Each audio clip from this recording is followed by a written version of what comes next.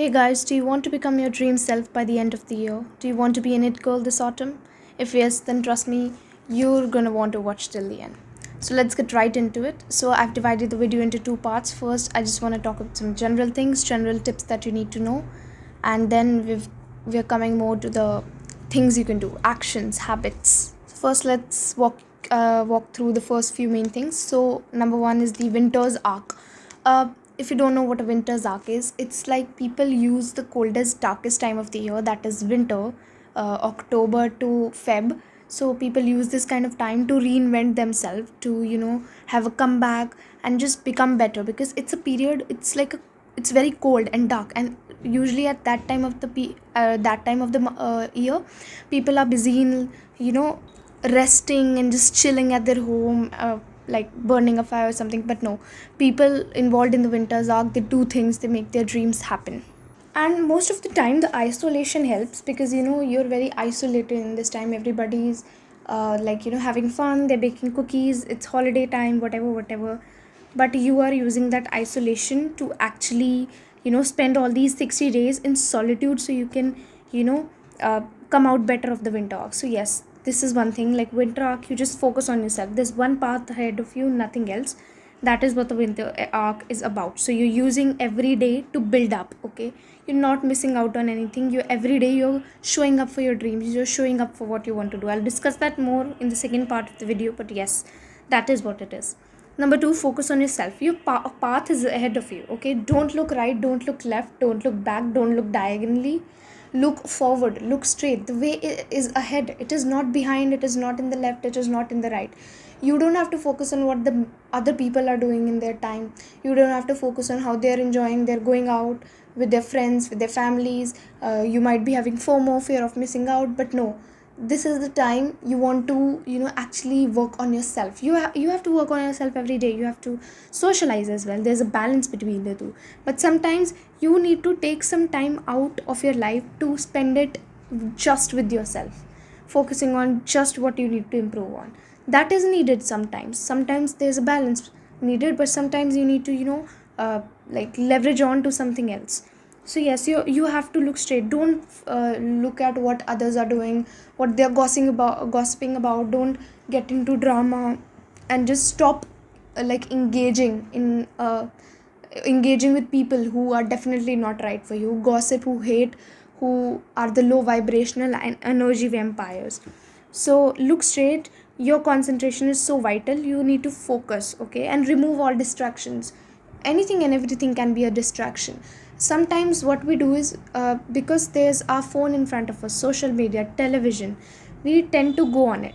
But you know what you have to do? Put that phone away, give it to your friend, give it to your family, just take it out of your way. Sit in silence, sit in boredom. Once that boredom will actually hit you, you will actually get reminded of the things that you have to do. So sit in boredom, embrace sitting in a boredom, because you'll get aware of what you actually need to do and actually have to do. So yes, focus, very important, focus. Number three, protect your energy. Every opinion is an opinion, okay?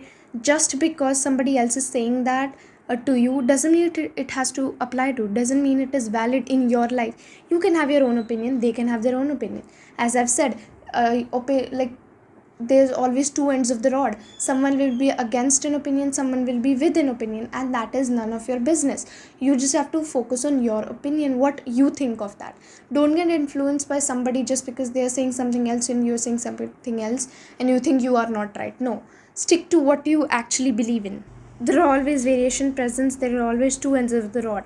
And as I've said before, we view the world through glasses. Everybody has different lens. And when you pick out different lens, so when you put on your hate lens, you will see everything tinted hate. Like suppose the hate lens is red, so once you put it on your glasses, you will see the world tinted red. So it depends on your perspective, how you're seeing the world. Okay, if you're think everything as of with fear, like you're very fearful, you get scared of things, you get scared of your future. So fear is purple maybe. So if you take that purple lens, put it on your glasses, you'll see the world tinted purple. It's as simple as that. Whatever perspective you focus on, that's how you view the world, that's how you perceive everybody.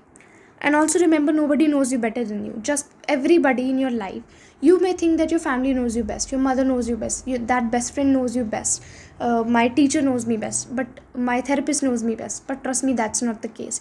Everybody is viewing you through different lenses, because we all are different. Everybody has different lenses, different perspective. They're viewing you through their life opinions, their how they have lived their life, their beliefs, their traumas, their experiences. They're not seeing you in an unbiased way. The biasness is always there. They're seeing you how they are, with their limiting beliefs, and you will see them with your limiting beliefs. So the only person who can have a valid opinion about yourself is you, because you've lived it all. You've lived every experience, you've experienced every emotion, and you've accomplished and failed in many things. So you only know that. You are the only one who knows it. Your beliefs are different and others are different. So don't bother arguing with different opinions. Okay, let's get back to that same point, that just because somebody has different opinion, you don't have to convince them that yours is right or theirs is wrong. No, you don't have to do that. Don't bother arguing. Protect your energy, as your energy is the most precious, trust me. And beware of energy vampires. Okay, so who are energy vampires? Insecure people, people who drain your energy, and jealous people, people who gossip, people who hate. Those are all energy vampires. Another thing that you have to notice, when you sit with somebody, you may call them your friend, or you may call them whoever. Okay, so if you sit with them, and once that conversation ends, you leave, and you feel drained. You don't feel energized, and it's just, you feel like your energy is quite low. Trust me, that is an energy vampire. Focus on what you're feeling. Okay, and choose your people you associate with carefully. Number 4, avoid self-pity. So our self-pity also results in victimization. Like, you question, like, do I deserve this? Oh my god, I do not deserve this. Why does this happen to me? I'm so underprivileged. Why does she get everything she wants? Why don't I get it? I feel so sorry for myself. I wish I had things better. uh, Let me give you a very small example. Suppose if a snake bit you, okay, and it ran away, would you continue to run after that snake and run after that snake, chase it, find it, and ask it, like, why did you do this to me? I did not deserve it. Why did you do this? Do you think you would do that if a snake bit you? Would you rather focus on chasing the snake and asking it why the snake did it to you, or would you actually focus on healing yourself? Obviously you would focus on healing yourself. So that is what happens too in real life. Stop feeling sorry for yourself. Stop beating yourself up. Something happened for a reason, and it was meant to happen. Learn and move on. Eventually it will be okay. You will be okay. When a snake bites you, you don't run and chase after it and ask it why it bit you. You stay there and you heal yourself. That is what you have to do in real life. If something comes your way, if something, if life throws some things at you, don't question life and don't run after it. Why did you do this? Why? Don't self pity yourself. Don't victimize. Heal. Focus on healing yourself. How can you evolve out of it better? And trust me, you'll laugh later on. It's always that. Number whatever, always a learning. Okay, remember, mistakes are important. There's no such thing as failure. Failure doesn't exist. Yes, that's the harsh truth. Failure doesn't exist. There's no failure. You know what failure actually is? Failure is when you do not try, when you don't even try, you don't even bother trying. That is what failure is. A failure, like, if you did something and you didn't accomplish in that, you say you failed. No, you didn't fail. You learned. You learned. Mistakes are important so you can evolve in life. Mistakes are so important. You have to make mistakes in order to know not to make them again. Got it? Then planning. Okay, planning is so important. Trust me, it is better for yourself. When you plan, you're actually not, don't plan every part of your life. Every moment of your second, every moment of your minute should not be planned out. Okay, sometimes you have to leave space for doing whatever you feel like at that moment. You have to listen to your body sometimes. Okay, what you actually want in that moment. So yes, planning helps, but then again, you should leave spaces at times and listen to what your body says. So how you can do planning? You can just write down your tasks. It's as simple as that. What do you want to accomplish today? And this way you'll not also forget. You'll not be like, am I even doing enough? Did I do enough today? Did I actually do? So that's why planning is important. Write down whatever you want to do. You can even do this beforehand on Sundays or on Mondays, and then you will have a whole week prepared for yourself. But then again, you leave time. And also you can planning also helps in exploring your options, because there's so many things that and then you can prioritize it to how you actually want it to be. So yes, plan. You can plan digitally, you can plan manually, whatever you want, but at least plan. Okay. Next, life is a game. Sometimes you win, sometimes you lose. Okay, but in the end you accept it. Obviously, life is a game. It's not something you have to sob about in the corner. You don't have to victimize your life, victimize yourself, hate your life. Please, why are you doing that? Do you actually know, like, as I said, we are all energies, we are all souls. So our souls, after we die, like the souls, they are, they get free. And for a soul, the best way to come back, the best reward for them is to come back into a human life, and you're getting that. So be grateful for that. Okay, somebody on a hospital bed would be willing to, live your life no matter how it is, but you yourself right now at this moment, you're dreading it. That's not how it should be. I don't think so. So remember, sometimes you win, sometimes you lose, but in the end you have to accept it and move forward. Okay, that's what we do in games as well. You push the, if you lose, you push the play button again, play again button, and then you start the game again. You don't worry about, oh, I lost that time, oh why did I lose, did I deserve that? No, you start it again, carefree. So yes, that was it for the first part. Now we will get to the second part, which is about your physical habits for getting into your 60-day winter's arc. It is more than that again, but we want to, you know, achieve things before the new year starts. So first, I want to tell you something important, that is 1% progress is also progress. So I totally understand, I totally know that every day your energy won't be same. Okay, you will sometimes feel tired, you will feel bored, you will again self pity, you will victimize yourself, and trust me, that is totally fine. But you have to show up for what you want to do. Consistency, it is not a 60-day thing. Okay, it's not like you're consistent for these 60 days and then you just stop. Okay, I need a little bit rest. No, consistency is just showing up. It's not doing 100% better every day. It's like 1% progress is also progress.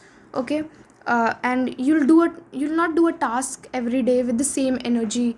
You go to the gym every day, but if you miss out once a week, you will start hating yourself. Okay, you will start victimizing yourself, you'll start beating yourself up. That's not how we do it. Okay, you just have to show up. If you didn't go to gym, it's totally fine.